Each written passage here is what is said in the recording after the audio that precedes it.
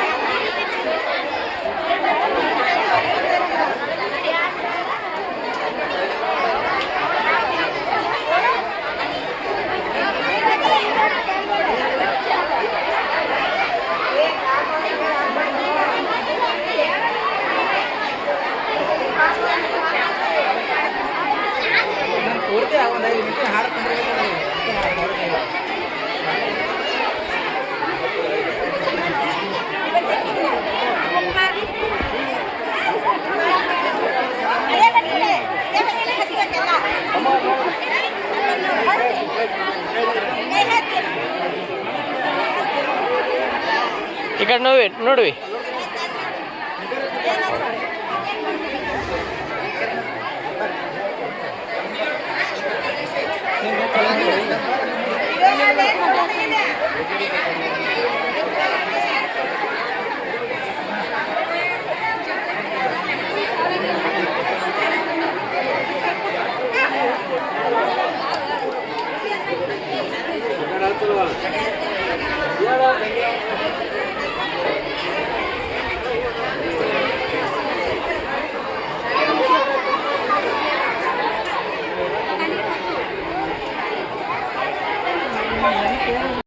ಎಷ್ಟು ಚಂದ ಐತೆ, ಎಂತ ಅಂದ ಐತೆ ನಮ್ಮೂರ ಶಾಲೆ, ಜ್ಞಾನದ ಗುಡಿಯು ನಮ್ಮಿ ಶಾಲೆ, ಅಜ್ಞಾನವ ಕಳೆವ ಜ್ಯೋತಿಯ ಮಾಲೆ, ಆರಾಧಿಸಿ ಆಲಾಪಿಸಿ ಶಾಲೆಗೆ ನಾ ಬರುವೆ, ಆಟದ ಮೊದಲು ಆಟದಲ್ಲೂ ನೋಡು ಎಂದು ಕೊಡ್ಬೇಡ ಮಗ